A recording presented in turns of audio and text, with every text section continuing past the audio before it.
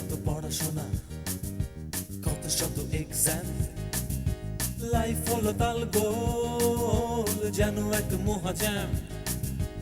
একটু ব্রেক চাই, no more tension. টিফিনের ফাঁকে হবে আজ সব অবসান।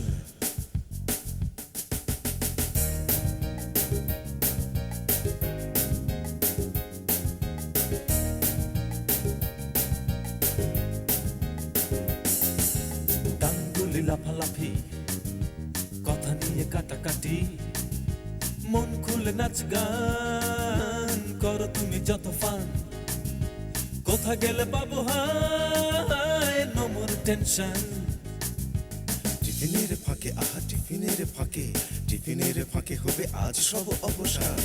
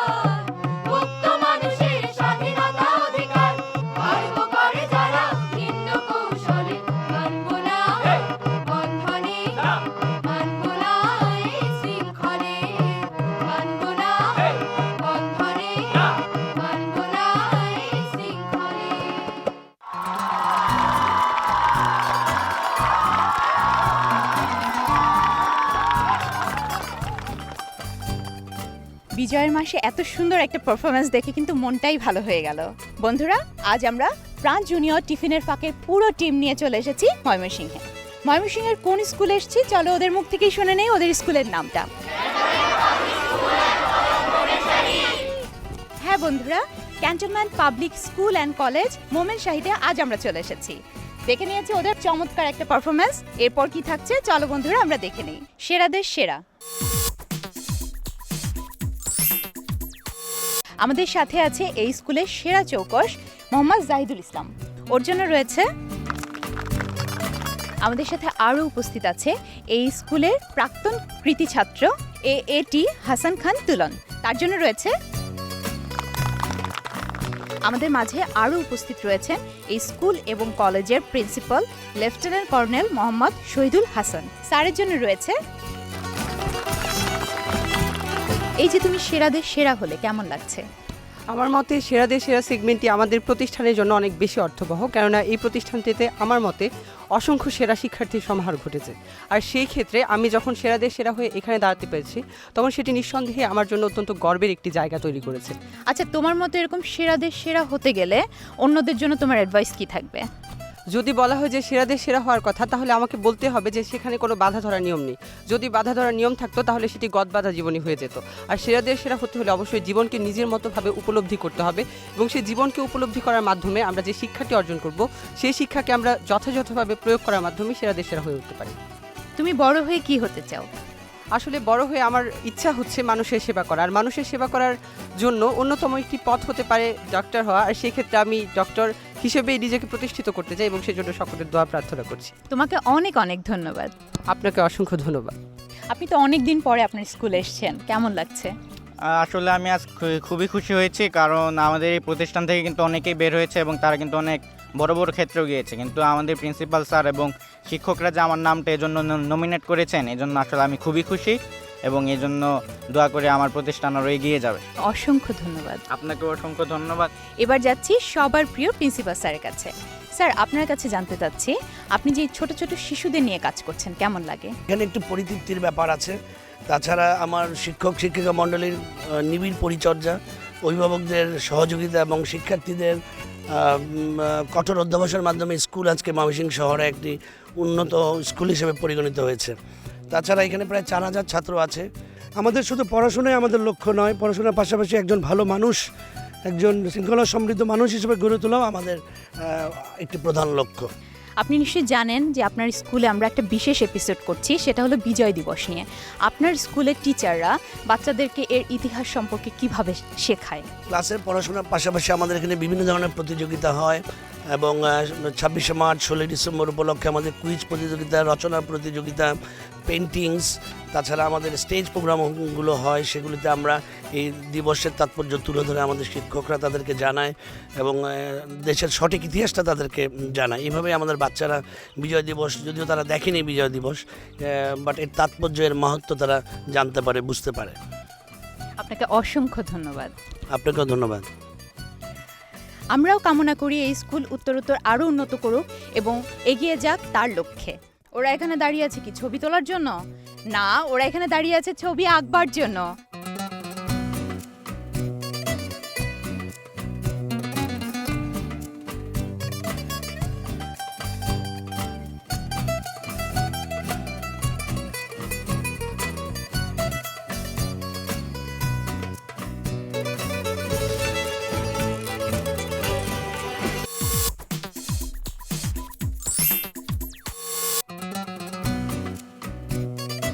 ব্রেকের পর ফিরে এলাম মন খুলে আঁকো নিয়ে। আমার বন্ধুদের সবার ছবি আঁকা শেষ, খুব সুন্দর সুন্দর ছবি তারা এঁকেছে।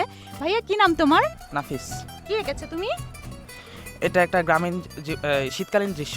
আচ্ছা, এখানে দেখতে পাচ্ছি খেজুরের গুড় দিচ্ছে, তারপরে এখান থেকে খেজুরের গুড় নিয়ে যাচ্ছে বাড়িতে, তাই না? বাহ, চমৎকার হয়েছে। ভাইয়া, তুমিও তো একটা গ্রামের ছবি এঁকেছো, তাই না? এখানে তুমি কি দেখিয়েছো? গ্রামীণ জীবন। বাহ, চমৎকার। তুমি কি এঁকেছো? আচ্ছা, রেইনি সিজনের, এবং খুব চমৎকার হয়েছে, আমি দেখতে পাচ্ছি, খুব সুন্দর হয়েছে। বন্ধুরা, তোমরা দেখে নিলে চমৎকার সব ছবি। তোমরা যদি এই ছবিগুলো বারবার দেখতে চাও এবং কিনতে চাও, তাহলে তোমাদের যেতে হবে www.tiffinerfaake.com এই ওয়েবসাইটে। তাহলে এখন ঝটপট করে আমাকে দিয়ে দাও তোমাদের ছবিগুলো। একটু অবাক হচ্ছ, এতগুলো বন্ধু কেন? একটা বন্ধু মাত্র সুরের খেলায় গান করে, কিন্তু এই স্কুলের বন্ধুরা এত চমৎকার গান করতে পারে, সেই সাথে তারা গিটার বাজাতে পারে, হারমোনিয়াম বাজাতে পারে, তবলা বাজাতে পারে। তাই আমরা কাউকে নিরাশ করতে চাই না, সবাইকে নিয়ে আমরা শুনে আসবো সুরের খেলা। শত আশা,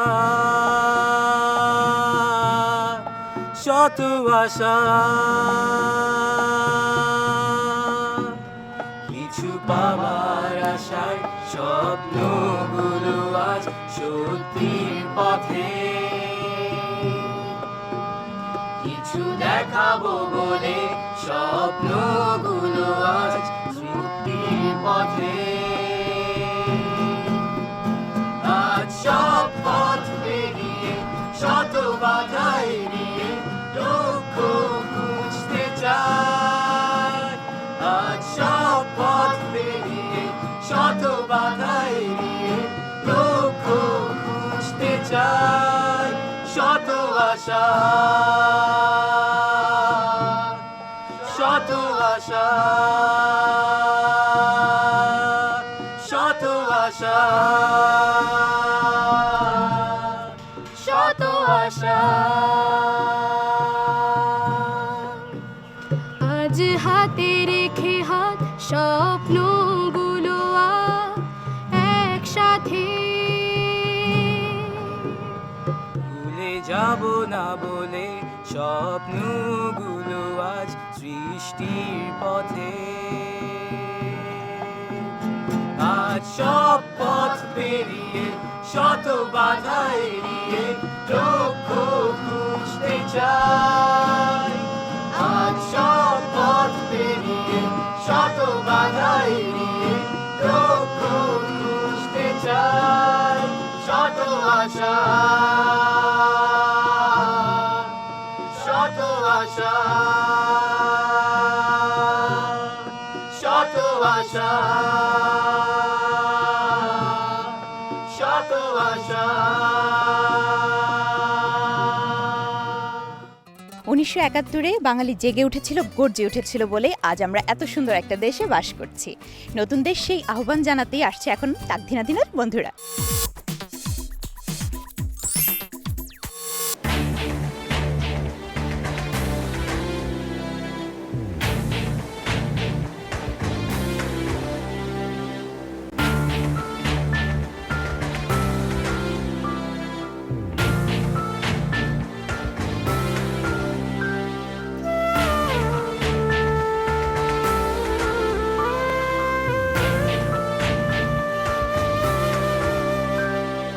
রাত ভোর ঘুম চোখ ঘুম ঘুম রাত ভোর ঘুম চোখ ঘুম ঘুম জাগেরও দূর ঘুম ঘুম চোখ নেই আধার শুধু আলো আলোর ডাক প্রাণ জাগালো নেই আধার শুধু আলো আলোর ডাক প্রাণ জাগালো এ আকাশ শুধু এসে মালা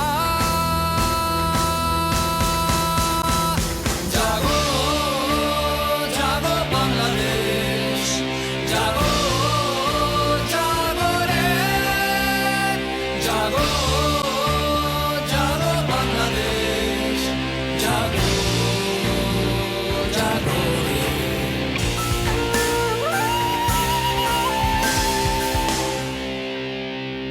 কেটেছে সব হতাশা আলোরই ভরসা নব জাগরণের আশা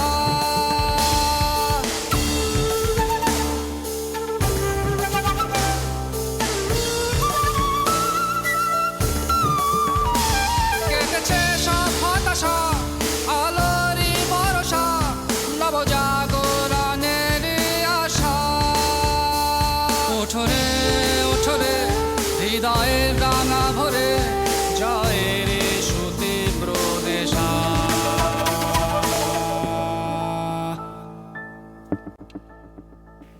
আজ পথ চলা পথে ছুটে চলা বুকে হতাশা জয়ের নেশা নীল আকাশে মেলো ডানা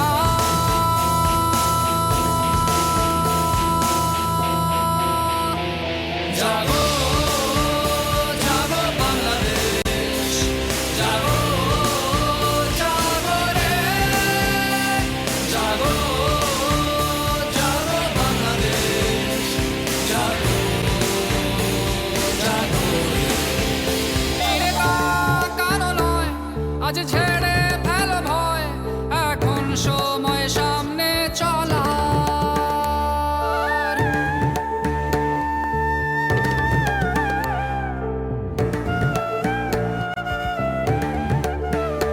ফিরে তাকানো নয় আজ ছেড়ে ফেলো ভয় এখন সময় সামনে চলার জাগরে জাগরে বিজয়ের এই প্রহরে দীপ্ত সব পথ সামনে লড়া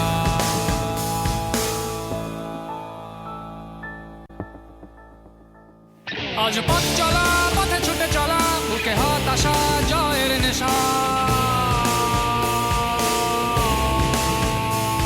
আজ শুধু জয়ের চেতনা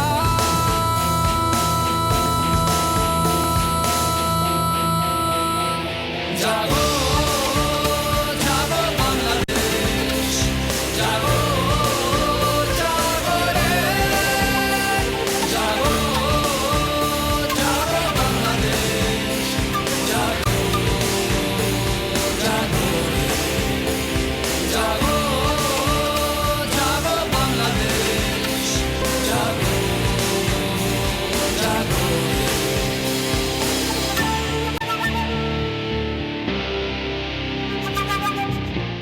এতক্ষণ তো সবই দেখে নিলাম, নাচ গান, ওদের ছবি আঁকা। এখন কি করব? এখন থাকছে যত কথায়। চলো চলে যাই, যত কথায় কত কথা বলতে পারে আমাদের বন্ধুরা। তোমরাই বলো তো আজকে টপিক কি আমাদের? সেটা হচ্ছে আমাদের গৌরবের বিজয় দিবস সম্পর্কে কথা বলবো। বিজয় দিবস সম্পর্কে কথা বলতে হবে। তুমি বিজয় দিবস সম্পর্কে কি মনে করো? বিজয় আসলে এমন একটি শব্দ যেটির আকাঙ্ক্ষায় সকল জাতি বিভোর থাকে। আর বাংলাদেশের স্বাধীনতার সূর্য যখন অস্তমিত হয় তখন বাঙালিরা তার স্বাধীনতা প্রাপ্তির জন্য বরাবর সংগ্রাম করতে থাকে। কিন্তু আমাদের মূল সংগ্রামটিতে আমরা পৌঁছাই 1971 সালে। সেই 1971 সালে যখন 7ই মার্চের ভাষণের পর ঘরে ঘরে বাঙালি প্রতিরোধ গড়ে তোলে, ঠিক তখনই সেই পাকিস্তানি মানুষরূপী হায়নারা আমাদের ওপর আক্রমণ চালায় এবং তখন নিরস্ত্র বাঙালিরা নিরুপায় হয়ে তারাও সশস্ত্র হয়ে সেই সংগ্রামে নামে এবং দেশকে ভালোবাসার এক অপূর্ব মন্ত্র নিয়ে তারা যুদ্ধ জয় করে। এবং যুদ্ধ জয়ের দিনটি ছিল 16ই ডিসেম্বর, বৃহস্পতিবার। ঠিক সেই দিনটিতেই বিকেল 5টার দিকে আনুমানিক তখন পাকিস্তান সেনাবাহিনী আমাদের বীর মুক্তিযোদ্ধাদের নিকট আত্মসমর্পণ করে এবং সেই দিবসটিকেই আমরা স্মরণীয় করে রাখি বিজয় দিবস হিসেবে পালনের মাধ্যমে।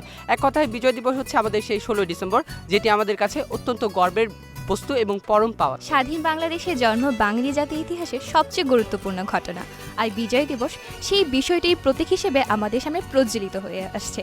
70-এর অসহযোগ আন্দোলন থেকে শুরু করে 69-এর গণ অভ্যুত্থান এবং পরবর্তীতে যে বিভিন্ন ধাপে যেমন মুজিবনগর সরকার গঠিত হয়েছিল, তার পদস্পর্শে বিভিন্ন সেক্টর বিভক্ত করা হয়।